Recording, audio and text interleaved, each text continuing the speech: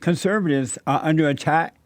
There is an attempt by the children of the lie to stop free speech when it comes to conservatives. I have with me Owen Shroyer. Owen is the host of War Room at InfoWars.com, and I've gone on Owen's show so many times, and it's a joy to have him here. Owen, welcome to the show. Thanks for coming on. Good morning, Jesse. Glad to be here today. Thanks for inviting me. Yes, sir. I really appreciate you being here. First of all, happy Men's History Month. I don't know if you know or not, but August is men. That's right. August is Men's History Month because, as you know, men are under attack. What do you have to say about the attack on men? You know, that's interesting. I think that in some ways, if women want to call out men for our kind of insensitive at times ways, I think that's perfectly fine. But it's reached an incredibly ridiculous point now, Jesse, where Ben Shapiro challenges Alexandria Ocasio-Cortez to a debate, and she calls it catcalling. Yeah. So it's reached a level now where men are so demonized that we aren't even allowed to talk to a woman without it being considered like harassment now. I mean, that's the level it's reached. Everything is so crazy. And this is really such a dynamic question, Jesse, because it really gets to the very roots and the foundations of a lot of the problems that we have in this country, a lot of the problems that we have in the world. So, hey, look, I'm a brute. I'm a guy. I can be rude sometimes. If a woman needs to slap me around to get me back in line, perfectly fine with me. But that's not what we're talking about here. We're talking about a designed collapse of society that really is, again, at its roots, starts with the attack of the man and the father, too. Yes, absolutely. It is so bad. I saw a woman the other day changing a flat tire on her car. And normally I would go and assist her in it, but I didn't know what to do at this point, so I didn't ask at all. I just kept walking. Or if a woman is coming out of a building and you're in front of her, you're not sure if you should hold the door for her anymore.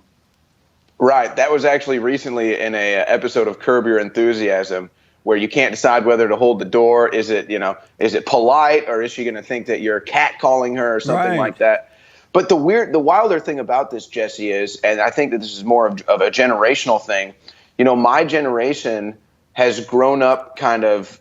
We were in the very beginnings of the digital world. You know, I was kind of at the breakthrough. I'm 29 years old. I was kind of at the breakthrough of social media with AOL Instant Messenger and then MySpace and then Facebook and everything kind of coming up when I was really in high school. But nowadays, Jesse, it's like men and women don't even know how to communicate in the physical realm anymore. Yeah. Everything is done digitally. And I'm an individual who's never had a dating app or used a dating service or anything like that, which is very rare for my age. Most people my age, if they're still single, are looking for a date on an app or on the internet. Yeah, I mean, you laugh, but that's it. I mean, that's really it. Like, going out into the world and actually meeting someone is like extremely rare because, like you said, if I go up and approach a woman at, say, a concert or, you know, a baseball game or a bar or something, they have this propaganda that's been scorched into their brains that, oh my gosh, this man is approaching me to hit on me. This man is bad. I need to look out. So it's tough out there, man. I'll tell you. But I don't do the dating apps, so I'm like a fossil. It's amazing. On August 6th, Apple, Facebook, YouTube, and Spotify suddenly removed Alex Jones, founder of InfoWars, from their platform. First of all, why did that happen, and what are you guys doing about it? Well, and those were just a small handful of the platforms that actually got rid of us. There were a lot more than that. And the ones that were left on, they pretty much, quote unquote, shadow ban us. There's different terms for us, but they shadow ban us to make sure that people can't see us. But, you know, Jesse, that's actually interesting for you to ask me that. Last night, I was laying in bed before I went to sleep thinking about that exact question, because we kind of have had our response and talked about the real reason why, which is because of the information that we cover that they hate. I mean, that's the real reason why. Yeah. But I was thinking, like, what is the reason that they're giving us? And I just remembered they're not even giving us a reason. They say that we violate their community guidelines, but their community guidelines are very vague. They don't really show us any quotes or any exact things we said or who it was we offended or what it is we can't talk about exactly. There have been things in the past with certain words we know we can't use, like we have to say transsexual now. If we say what they used to want to be called, we get banned for saying that. We've had other weird hiccups where there'll be a video that's been played on every other channel and cable, and then we play it and we get hit with a copyright strike. So that's the kind of stuff that we've been dealing with really for the last, I mean, I've been with InfoWars for 2 years now, and that's pretty much just been a day-by-day case basis that we've been dealing with. But now they finally decided to just go ahead and outright ban us. So they say it's for hate speech, violating community guidelines. That's very vague. They never define any of that. But the truth of the matter is they don't like what we say. Yeah. They don't like what we're reporting. And they don't like the fact that we report on something, it becomes true after they say it's fake news.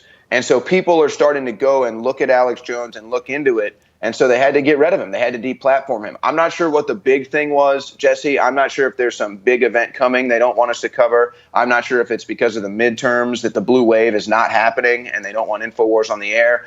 Or I'm not sure if this is either right out of the Democrat Party with CNN telling these social media giants to shut us down, or if it's China, who is now running Apple and who could very well be running Google in the near future as well. So that's what is behind the censorship. As far as what we're going to do in the future, we're still kind of waiting to see how the environment kind of settles out. You know, last week we were kind of the big news story, so I think we were just kind of riding that wave.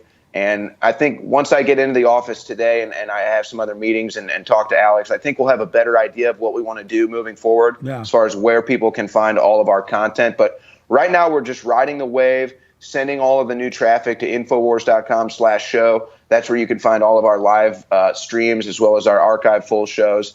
So it's, you know the Streisand effect, Jesse. Yeah. They tell you not to look at something. Defiance is our most awakened inclination. So it sucks. It's been a horrible, awful defeat for free speech. But in all honesty, a huge victory for Alex Jones and InfoWars. Yes, Infowars.com/show.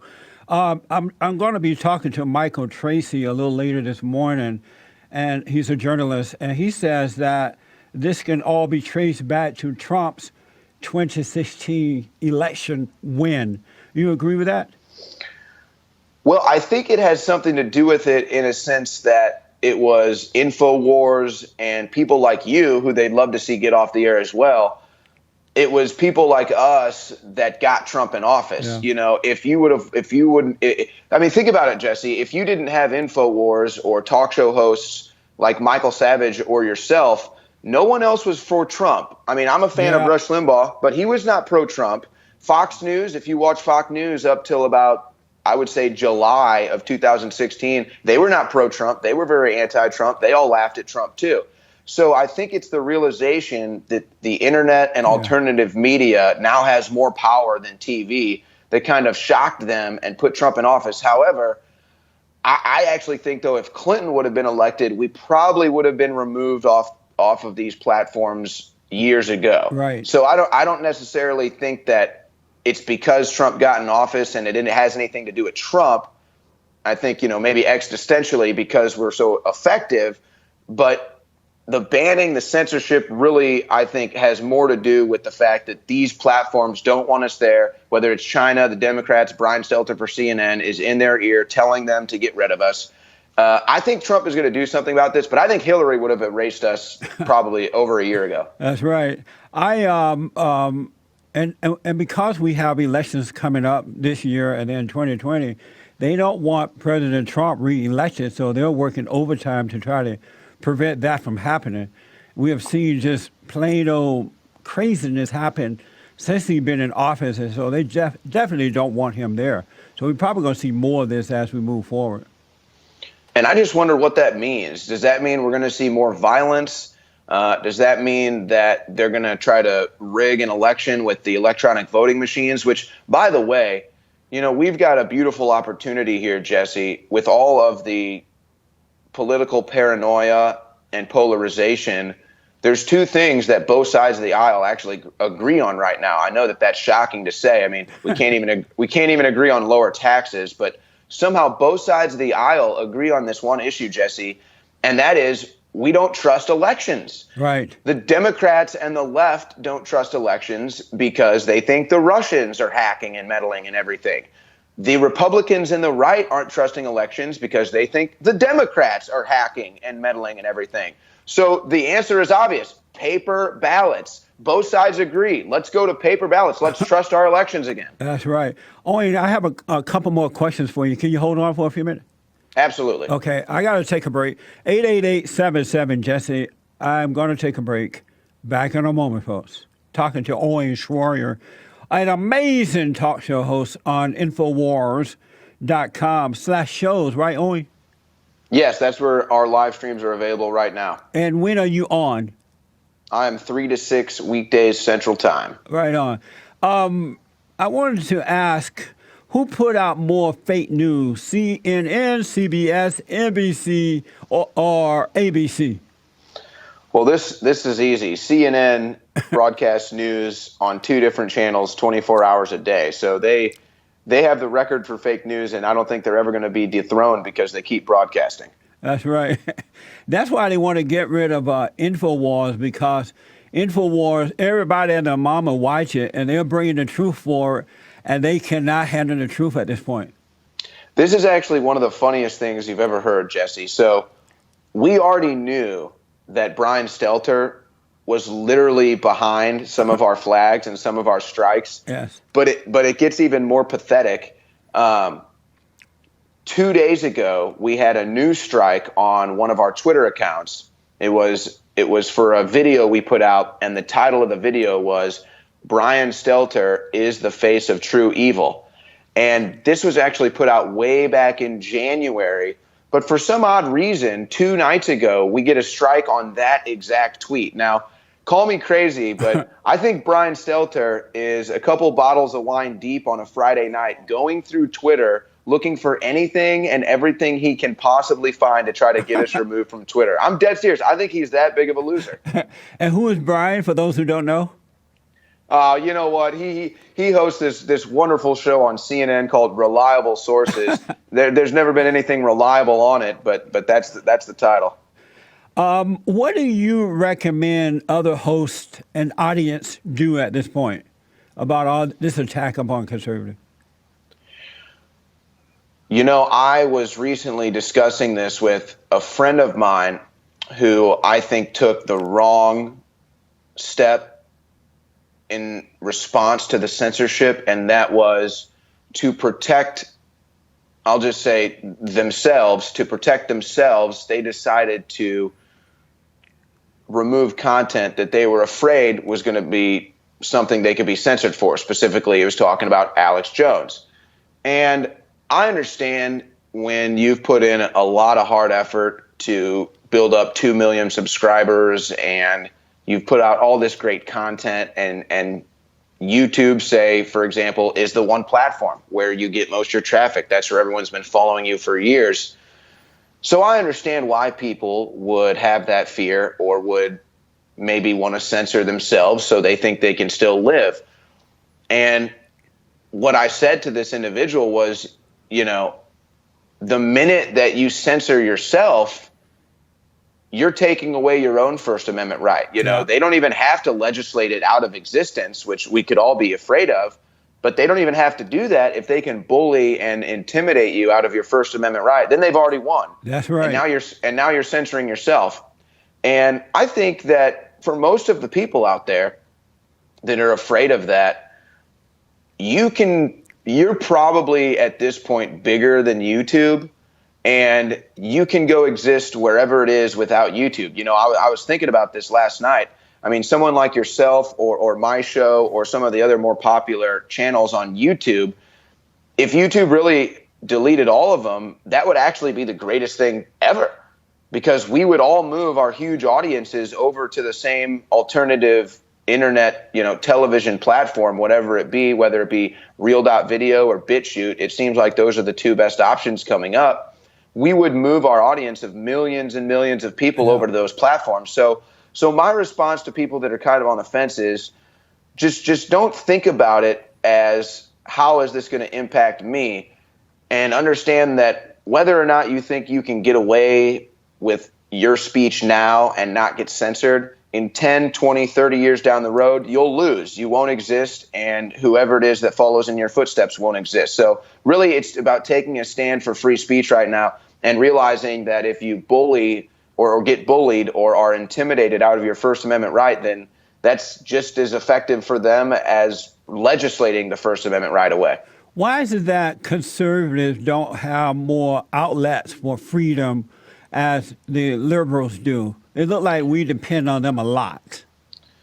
You know, that's an excellent question, and I'm not really sure if I can give you a solid answer because, I mean, it's impossible, right, that every person that gets involved in Silicon Valley, that every person that gets involved in big tech is a liberal. I mean, that's just impossible. And so I would equate it kind of to the same mystery, like it's like a mystery of life to me at this point. The same mystery I would equate like, how is it that Bill Gates and Jeff Bezos and Mark Zuckerberg, who are the three richest men in America, how is it that they're good liberals and they're not just giving all their money away? How is it that the average radical liberal protester is going to go out and march on the street against the 1% or go out and point their finger at Donald Trump because he's got a couple $2 billion and ignore the richest, most wealthy men in American history who, by the way, just so happen to be liberals? It's like the same. It's like the same paradox to me, Jesse. It just, something doesn't add up. Something doesn't make sense there. So I'm not really sure. I mean, in the latter sense, I would say maybe Zuckerberg, Bezos, and Gates are fake liberals, and they just pretend to be liberals so that the other liberals stay off their butts about all the money that they make, and they don't ask them to give it all away to the government because they're currently giving. Now Apple's giving most of their money to the Chinese government. You know, that's what they're working with. So I don't know if I have a good answer, Jesse. It doesn't make any sense to me how you could have one resounding opinion from big tech in America, but if they're all on the left, then it makes sense because the left is nothing but one giant echo chamber, one giant parrot of the Democrats and the mainstream news now. And I've noticed that the conservatives have all of the best political material on all of these platforms. So I would think that they would be more in control. We have 2 or 3 minutes left here. I didn't realize you were 29. I thought you were older because you seem so mature. Not that you look older. It's amazing. All these years, I didn't realize you were in your 20s. Yes, 29 years old just this June. That's amazing. So I got to ask you two of my normal questions I ask men. Number one, what is a man? Well, obviously, we know what a man is biologically. You might have to argue with some university professors on that one. But to me, a man is somebody who always has their integrity or always understands that their word is their bond. Yeah. And if you don't have that or you don't have that trust, you're not much of a man. Nowadays, you look at a strong man and it's demonized. Yeah. But to me, you look at a man and if you can't trust them and they don't have their integrity or dignity, then I don't know if that's much of a man. Unfortunately, real men, being masculine is frowned upon these days. So I'm a proud toxic masculinist, Jesse. They call me a toxic masculinist. I say, thank you. That's right. Were you raised by your father and mother? Yes. Together? That's important. Yes. And if you look at a lot of the families, whether it be inner cities, but now it's more than 50% of marriages end in divorce now. Yeah. Owen, thank you so much. What's your website again for the folks? InfoWars.com/show. I host the War Room 3 to 6 p.m. Central weekdays. Right on. Thank you, man. I really, really appreciate you. And thank you for all the work you're doing. Thank you, Jesse. Love you too. And we'll talk soon, I'm sure. All right, buddy. Thank you. Amazing.